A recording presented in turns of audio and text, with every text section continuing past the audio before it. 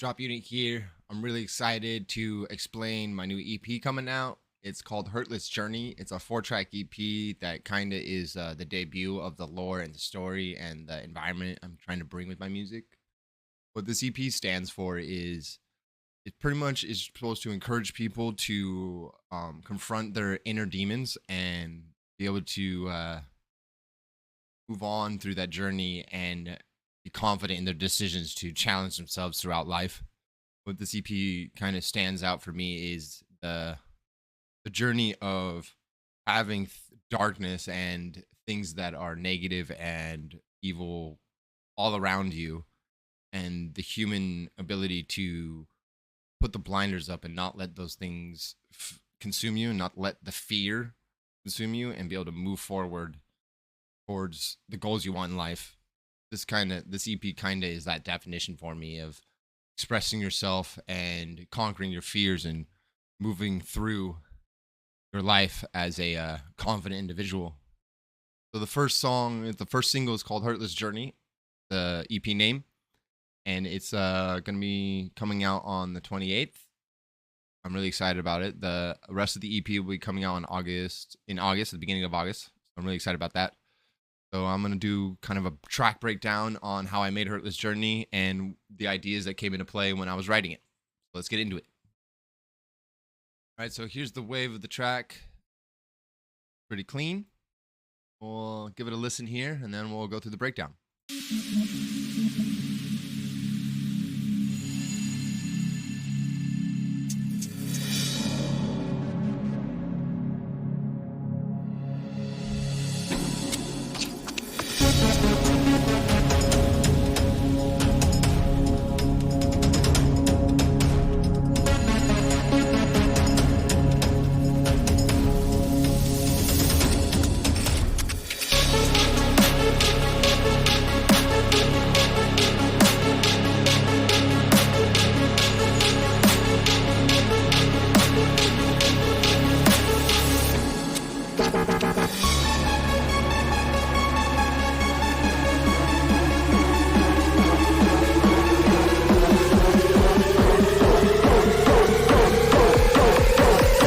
DJ, go, go.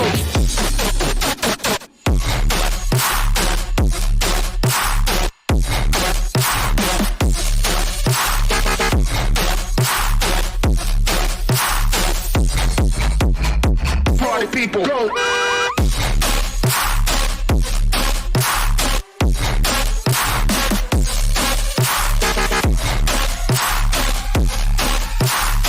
DJ, go, go. All right, so that's the first drop. The bass is alternate through here, and then I have the second bridge, and then, of course, second drop.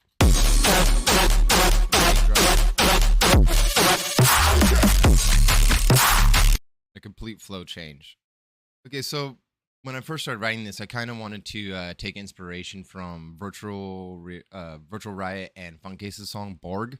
It just has that kind of like that bop, bop, bop, bop sound. I really like that, and so I kind of wanted to get that kind of old school bass sound in there, but we'll explain that later. So let's start from the beginning here. Very inspired by Funkcase with this. Okay, so beginning, I wanted to run through this lead, this phase plant, just a normal pegboards preset, the stock presets that come in here. Some of the phase plant stock presets are so nice. Just wanted to kind of like that lead to really start us out. I got the reverb. It's a pretty intense reverb. I have all the low end just so it has more presence.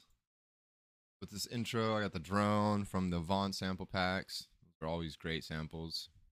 The filtered in the resonance and the reverb of the lead coming into play. So all of this is just slowly building up with the intro. So if you listen to just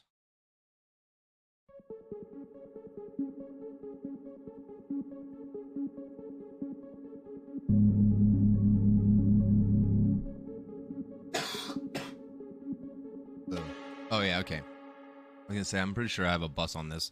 Yeah, so this is the group synth filter. So this is controlling the loudness. This is controlling the resonance. That's why. So the synth filters, this is grouped up to everything. So all my synths are going to be filtered out by this one automation clip. So all of it will come in right here. Volume. And if you notice right here, the octaves are lower. I higher the octaves in this note, so it has variation. So you'll hear that come up.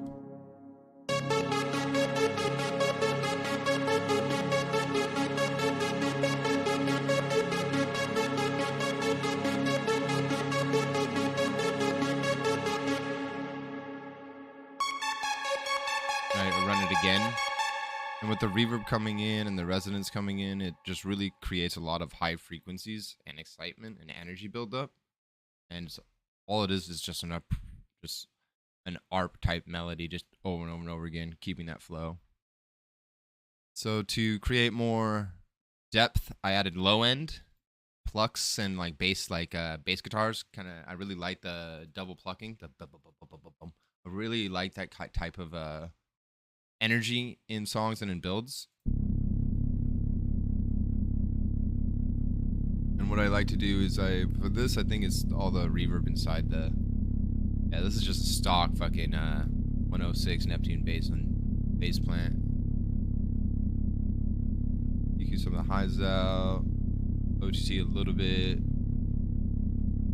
just normal G clip, just kind of leave it like that.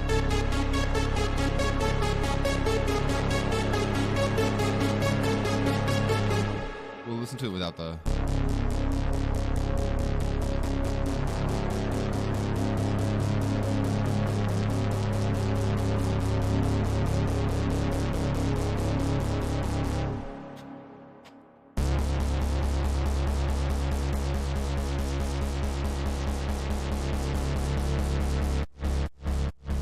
Oh yeah, okay, so I also brought in sidechaining on the main lead basses intros on that group, on the synth group. So when these drums start coming in and everything, kind of hear it. Go, go, go, go, go, go, go, go, go, Hear the drums.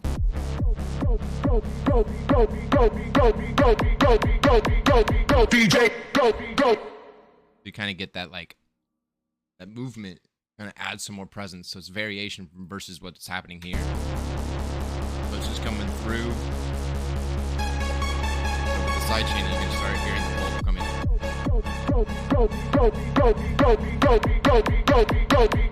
I also use the synth filter that I used at the beginning to bring it all out.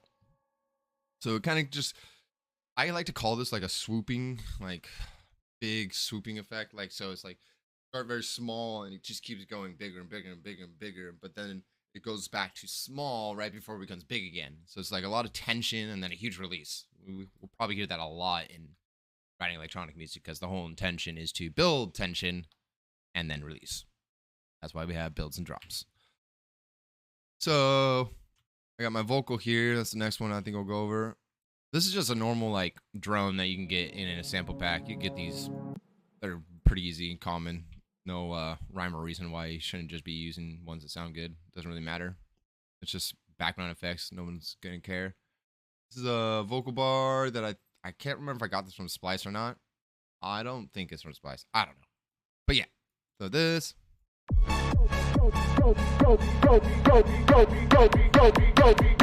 DJ, go, go. Really like the way that vocal comes into play there. A lot of fun to create. Okay, so I have these cashmere drum cinematic loops. Because my entire like idea with the music I'm writing for this EP, that the music I wrote for this EP, idea behind it is to create kind of a sense of a battle scene, like a battlefield. Like the listener is experiencing a battle against their demons. The demons are invading them and they have to defend and fight them. So the intro and the whole like idea behind these songs is to create a sense of we're about to fight, shit's about to go down, we gotta defend ourselves. So that was the whole goal. So the drums really come into play there, I think. I just got some normal effects. You know, I got a little perk. A swelling cymbal. I think I got another one. Yeah. Both pans up, right? So they don't sound like they're coming from the same area. And I got those claps that come in, and then snares. If you notice, these drums here, I take them out. It's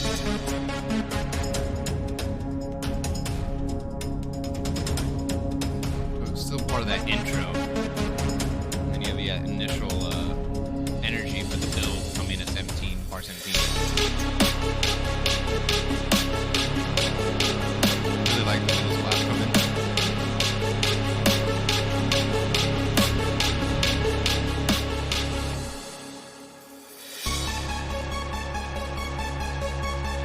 Okay.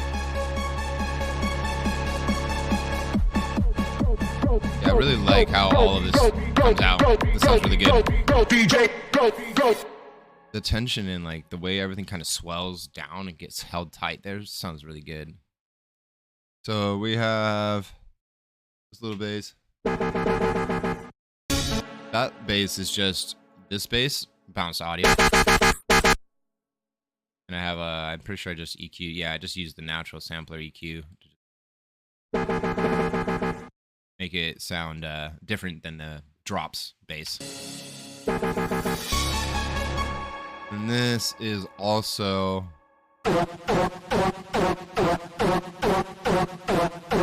the main bass, bounce audio, and then used as a riser effect in the build. This is a really useful tool. A lot of people do this. And some people will mute the low, all the drums and the drops and bounce the entire song, and then filter reverb that into their builds, so it feels like you're getting kind of a glimpse of what's gonna happen. Called blurring. Really cool effect. I've been using it for a long time. I use it in different ways. Right here, I kind of like the way I use it. Sometimes I bounce the entire song, muted the drums, and put it in the intro. That's been kind of fun to like bounce a song and make it into a pad or like a drone effect. Really cool. All these swells, all the effects, and all these beautiful, beautiful waves. You got the white noise down just from a cinematic pack. Do simple stuff. Any house pack or anything will get these for you. You can make them serum, but it's just so much faster. Just drop in a sample. Got a riser. And then these brams. I love using brams. Sometimes they can get a little carried away though, because they have so much tonnage and weird textures that it can be completely out of tone the entire song. So make sure you really pay attention to what kind of brams you're using, because in the long run they could actually fuck up your song.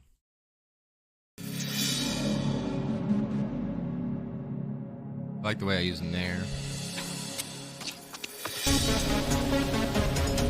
I really like the glitches, how they kind of create kind of a weird texture before it comes into play.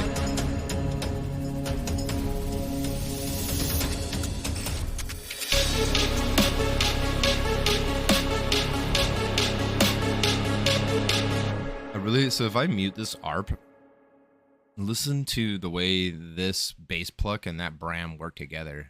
It's really very subtle frequency, but it sounds really cool, and I really like it. I feel like my microphone is so fucking quiet. Whatever. Figure it out. Oh wait, I need to...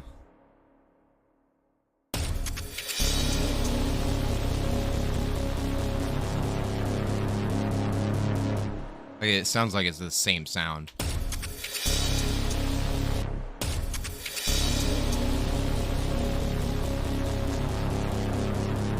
Really cool layer happening there, and I really like it. Brands, normal risers, you know all about that.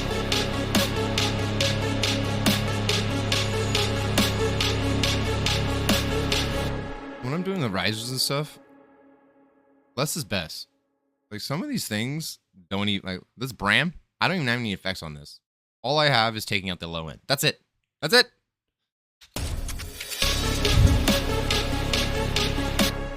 Yeah, so sometimes you really don't have to remove everything for your song to sound great. Okay, so now we're in the build. Let's look at the drums. I'll mute all these.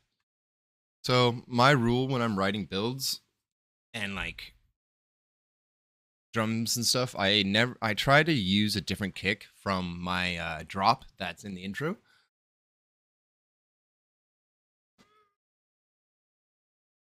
Oh. Wow. So when I'm writing drops, the drums for the drops, I try to find a kick that isn't going to be similar to the drop kick, so the kicks don't get boring or repetitive.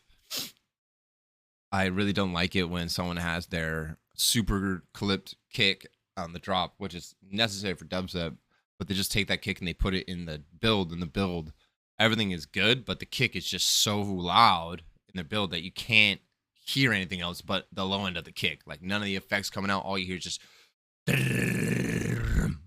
and then all the sounds come out and like you can hear it clipping all your sounds because your kick is just so fucking loud. So what I like to do is like use a hip hop kick or a trap kick, something super fucking simple and super like no high end, just very thumpy, and just have it in there. For this one, like look at that, very thumpy. So you're getting that low end, but you're not getting anything else taking out. Like it's just really important. Let me see if I EQ'd that. I just turned it down. Cool. Oh, and I also have a filter. So in FL, these knobs are filters. You can automate that. It'll get louder as it goes. And then what's... Oh yeah, I have a little tom there. The Tynan from Splice. That was really cool with Tom. Like that. Then this is a glass break. I took two different I took two different glass breaking samples, tandem left and right, EQ'd the lows out and resampled that. And so I just been sometimes I'll layer glass breaking on the ones just to create some like environmental effects or something.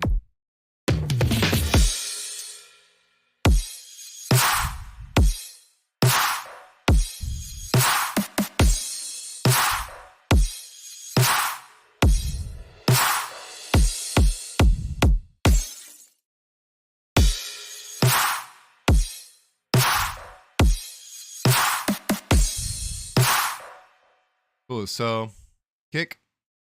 All my drums are parallel compressed.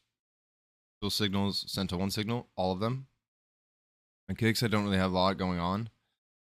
On this, a lot of delay reverb on the layer, so it's this one. Like that. Very little reverb, so it doesn't pull away from the other clap.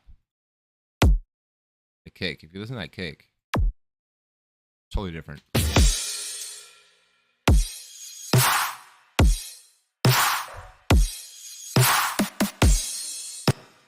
Now, in another, I wrote this song a long time ago, well, at the beginning of the year. So nowadays, I would take all the low end out of all the cymbals, snares, and stuff. I would take all the low end out. I'm not going to in this because it's already being distributed, so I'm not going to change anything. But future tracks, I definitely would be taking out all the low end out of all the everything but the kick. Yeah, so I always automate my sidechain volume control. I find it gives me way more power. So like if you automate the volume bus of all the basses, you can do things like this where you can cut the volume and create like effects that leave space. So if you listen to this, like everything cuts. If I delete this, bring it over here, that weird delay effect still comes in. But if I don't, just cleans that up. And that like 1 second of like nothing happening probably gives the song more, this 16 bar section, more energy than anything else in the song. This is the build. I don't have any of the effects on right now.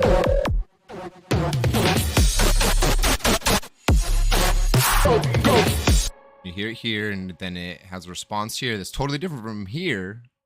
But this section is exactly the same section as this. Go DJ, go, go.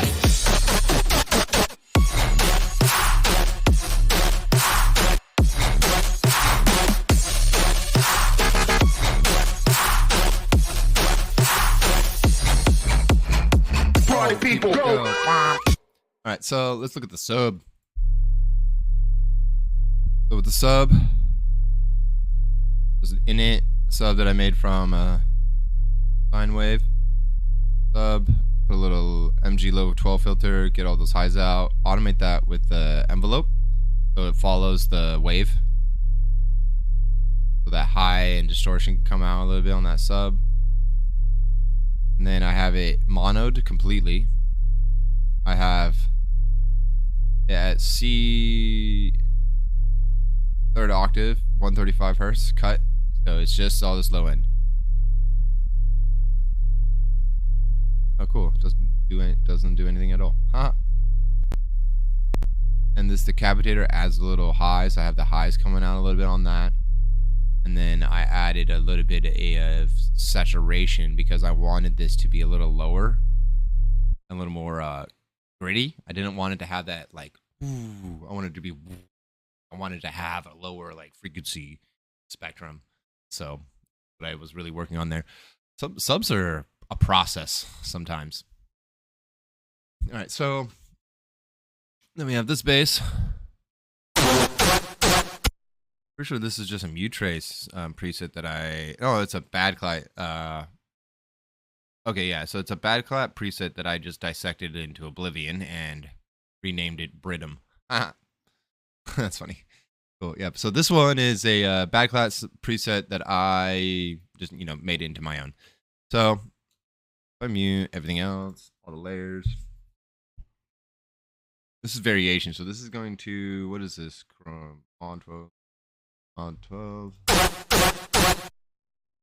What is that? Here's.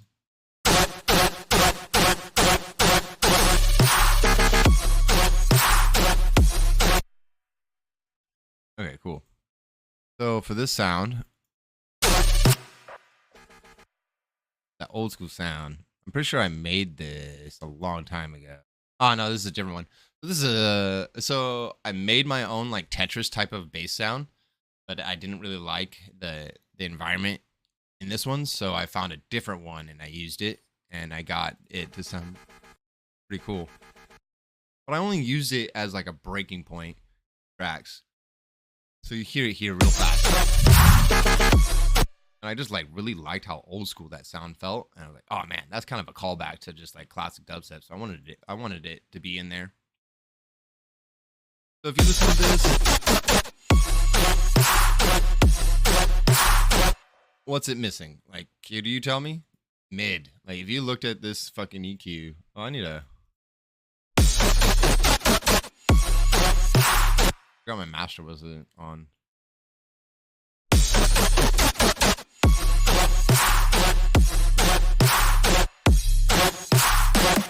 Like you feel the sub, feel this area, you feel this area. This area is here, but you don't really like notice it. Like, it doesn't have any like grittiness underneath anything. So sometimes when I produce songs and I find a sound is just way too like empty, I'll find a sample that is like super mid-toned and distorted to layer into it to give it that like depth. So if you listen to these by themselves without the drums,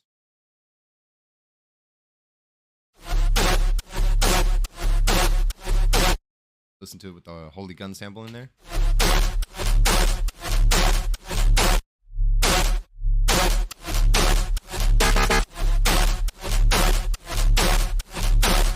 It just adds this whole extra presence.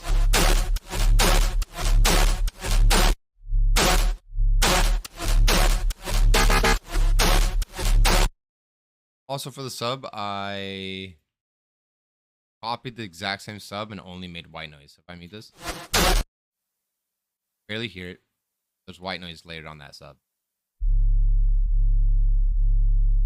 Exact same preset. I just EQ'd all the low end out and just kept the highs in. So like you could clone sub, remove all the lows and the highs in, so those frequencies aren't, you're not like fighting your sub to get those highs in. And you could just remove all the highs out of your sub and create a clone and put all the highs back into a layer.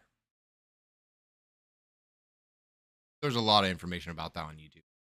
So this is just a one shot from a loop I cut out of a Mutrade pack. Just to add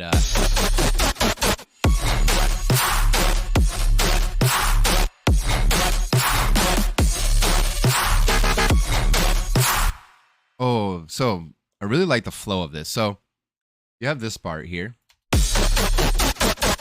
Then you have this part. And those are the times, like boom, boom. And I really like how I create variation. So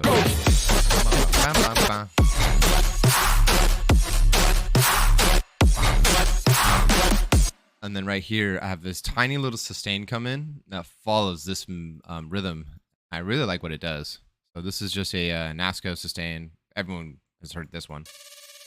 This is just, as those are popular, it's easy to use, it's fun, and it sounds great.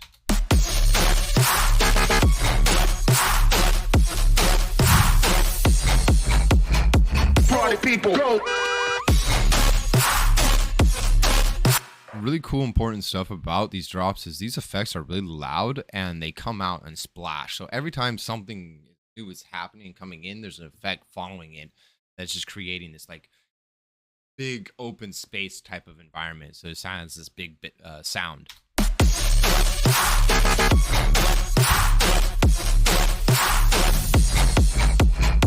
Party people, go. And the reason why I added the car horn was because what's his name?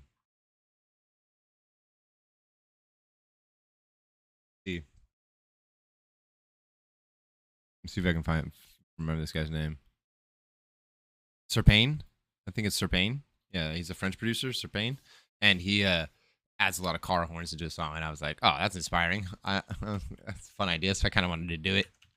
And every time I played the song, everyone's like, what? Did you put a car horn in it? What the hell? That freaked me out. It was a lot of fun. All right, so that's kind of the first half of the drop. It's really simple layers happening. Just 2 layers for the main bass and then all the other things in between, kind of creating all the space and connecting everything together. It's really cool stuff. Really proud of how it came out. And then, so these are, if you notice these are in F sharp, 4th octave, and I'm pretty sure these are, yeah, so these go up. So these green ones are the same bass sound, I just move them up to C sharp. So it has that boom, boom, bam, bam, bam kind of effect. And same thing here, I'm pretty sure I dropped these, yeah. I dropped these into a different key. And I bring in a sustains, and then I bring in this death stab. I copied the ARP from the beginning, this one, and added it to this sound.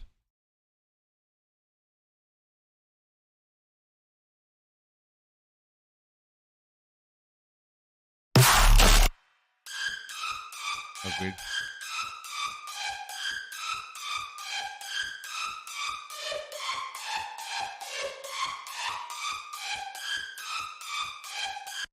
I really like that. I think it's worked out really well. Then I have got some pretty common sustains in here to follow it. So all I did here was just add sustains and this synth melody here over the same drops I have at the beginning. I just create variation in some of the some of the sounds to create kind of a different environment. Drop it like it's hot.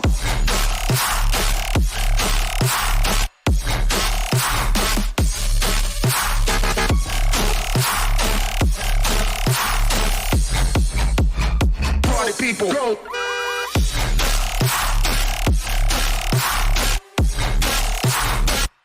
Yeah, so that's how I wrote the bass sounds in the first drop of Hurtless Journey.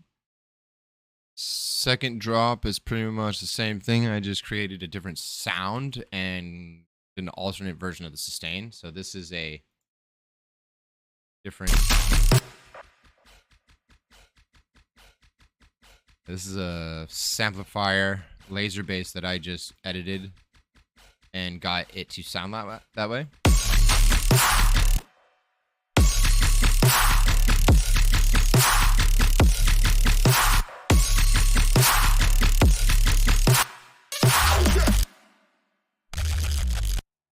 Yeah, and I also added this layer from Frantic sample pack.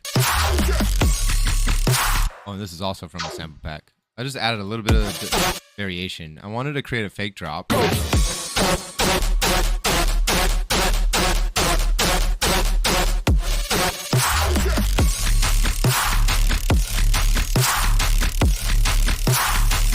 people, go. And also, if you notice right here, I took out the horns, so I didn't use them too much, you know? I didn't want to, like, be repetitive. Yeah, so that is kind of what's going on with this. And it just runs the whole time, so, like, yeah, variation. And